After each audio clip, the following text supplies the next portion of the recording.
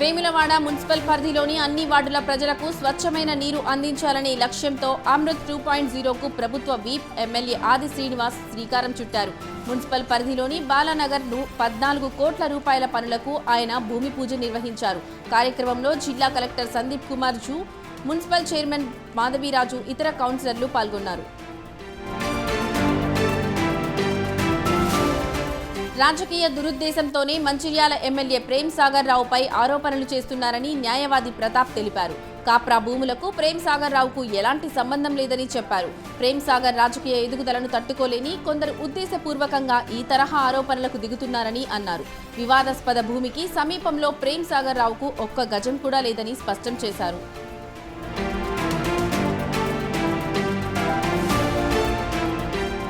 ఏపీలో తిరుపతి ప్రతిష్టాత్మకమైన జిల్లా అని, ఇక్కడ ఎస్పీగా తనకు అవకాశం రావడం సంతోషంగా ఉందని సుబ్బారాయుడు తెలిపారు. జిల్లా ఎస్పీగా తన ముందు ఎన్నో సవాళ్లు ఉన్నాయని చెప్పారు. శ్రీవారి భక్తులకు పూర్తి స్థాయి భద్రత కల్పిస్తామని, శాంతి భద్రతలను ఎప్పటికప్పుడు అదుపులో ఉంచుతామని వివరించారు. బాధ్యతలు స్వీకరించిన ఆయనకు అంతకుముందు జిల్లా ఉన్నతాధికారులు పుష్పగుచ్చం అందజేసి శుభాకాంక్షలు తెలిపారు. మెదక్ జిల్లా రామాయణంపేట తహసీల్దార్ కార్యాలయంలో ప్రజావాణి కార్యక్రమానికి ప్రజలు తరలివచ్చారు. పలు సమస్యలపై ప్రజల నుంచి అధికారి రజనీకుమార్ దరఖాస్తులను స్వీకరించారు. స్థానిక ఎస్సీ కాలనీకి చెందిన ప్రజలు తమ ప్రాంతంలో రేషన్ షాప్ ఏర్పాటు చేయాలని వినతి పత్రం అందజేశారు. కిలోమీటర్ దూరంలో ఉన్న రేషన్ షాప్కు వెళ్లి సరుకులు తెచ్చుకోవాలంటే ఇబ్బందిగా ఉందని లేఖలో పేర్కొన్నారు.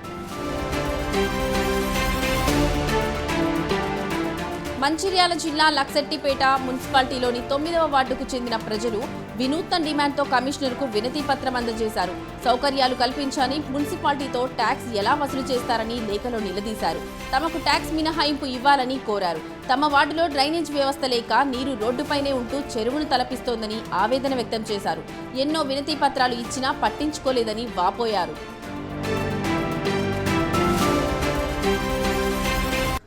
బంగారు దుకాణాలకు వస్తున్న అమాయక ప్రజలను షాప్ యజమానులు మోసం సంఘటన కామారెడ్డి జిల్లాలో కలకలం రేపింది.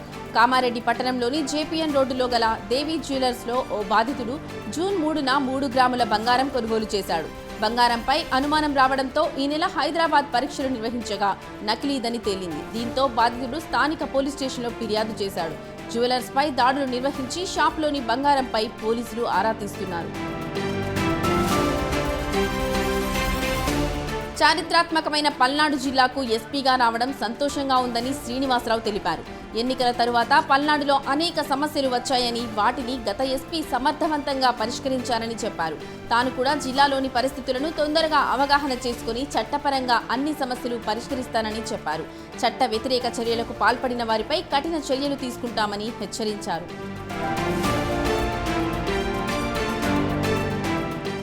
జయశంకర్ భూపాలపల్లి జిల్లాలో నిన్న భారీ వర్షం పడింది. కాటారం 111.3, మహదేవ్పూర్ 110, మల్హార్రావు మండలంలో 106.5 మిల్లీలీటర్ల వర్షం కురిసింది. దంచి కొట్టిన వర్షానికి కాటారం మండలం రేగులగూడెం గ్రామ పంచాయతీ పరిధిలోని అంగన్వాడీ కేంద్రంలోకి నీరు వచ్చి చేరింది. గూడూరు బ్రిడ్జి కోతకు గురై పంట పొలాలకి వరద పోటెత్తింది. కాటారం నుంచి మేడారం వెళ్లే రహదారిపై పోతలవాయి వాగు ఉప్పొంగతంతో రాకపోకలకు అంతరాయం ఏర్పడింది.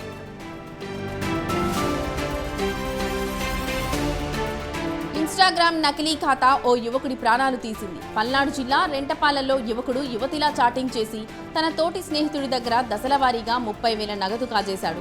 ఈ విషయం తెలుసుకున్న అతడు భానుప్రకాష్ను నిలదీశాడు. దీంతో మనస్తాపం చెంది పురుగుల మందు తాగి ఆత్మహత్యాయత్నం చేశాడు. గుంటూరు ప్రభుత్వాసుపత్రిలో చికిత్స పొందుతూ భానుప్రకాష్ మృతి చెందాడు. ఘటనపై కేసు నమోదు చేసుకుని పోలీసులు విచారణ చేపట్టారు.